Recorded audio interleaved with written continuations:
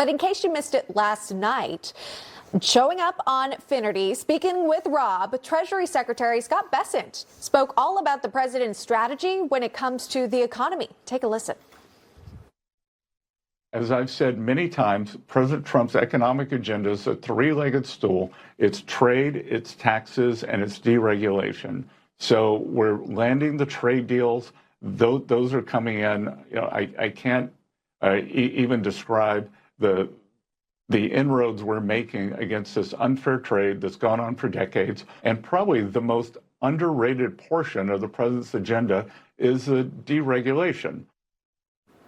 With that, let's welcome in our panelists. Thomas Savage joins us, research fellow at the American Institute for Economic Research, and John Thomas is managing director at Nestpoint. Welcome to you both, and thanks for coming on this 4th of July.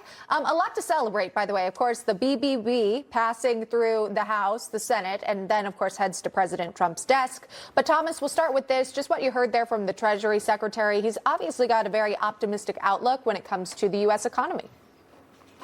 Oh yeah, definitely, and happy 4th to everybody.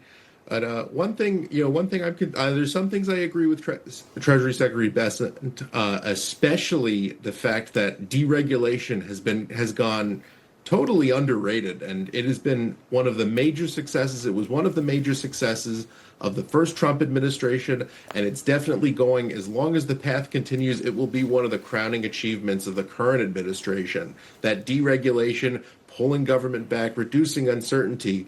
And one thing I hope is that as these trade deals really start coming in, because a lot of employers right now are still in that wait and see. They want to see how these trade deals are going to play out. They're not hiring, but they're not firing. They're not really quite sure what to do, so they're holding steady. And that got reflected in the jobs reports. Maybe not in the top line numbers, but when you looked under the hood, most of the job growth was still in government and then in healthcare, which of course is heavily subsidized by government, and private sector was still lagging quite a bit behind. Economists expecting about 118,000 or less, 147,000 jobs added for the month of June, even unemployment ticking down a hair. I want to get to some interesting news here on this 4th of July. Waffle House, John, officially removing its egg surcharge. Remember, that was in effect. Waffle House says excellent news as of June 2nd. The egg surcharge is officially off the menu. So it's 50-cent surcharge for eggs per egg at Waffle House. If you love your Waffle House, well, finally that is gone. Even I believe the president weighed in on this on Truth Social and talking about it here, which is, it's just an interesting point because this was all over the news. John, talk to me about this. I mean, Waffle House is an indicator of how powerful a hurricane is. If you know anything about that, if they stay open, it may be okay. If they close, it's a big deal. And then you're watching the egg prices. Talk to me. Yeah, Sean, we should get a Waffle House tracking indicator to measure the health of the economy based upon their price fluctuations. But no, this is great news, and it's an important piece of news because it affects everyday Americans who want to take their family out and eat and had been punished under the last Biden administration for inflation and increasing consumer costs. But the good news, Sean, is it's not just egg prices that are coming down. Gas prices are coming down. Food prices are coming down.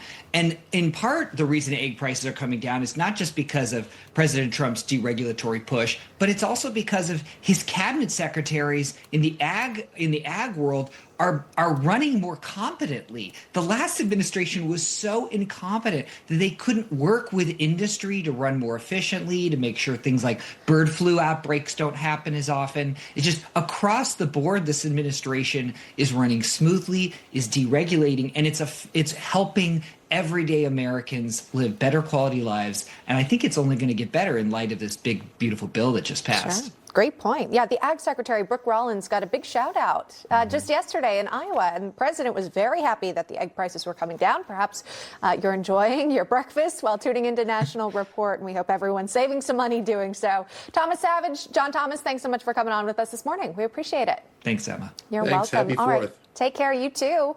Let's give a live look here.